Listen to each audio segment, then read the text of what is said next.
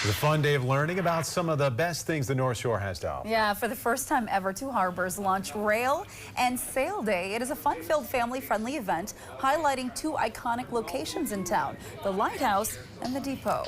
The educational fair is hosted by the Lake County Historical Society and the Lake Superior Railroad Museum.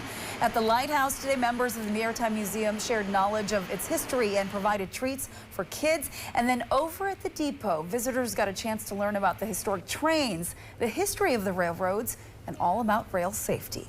Gathering people together right here on the Depot platform that has been a gathering space since 1907 is really important to us, and activating this space.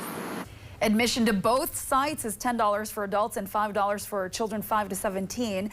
Organizers say that starting next month, they will host live music at dusk at the Depot, and their popular train rides will return to see fall colors. Yeah, the fall color thing is huge up there because some of the most spectacular foliage to be seen between Duluth and Two Harbors there.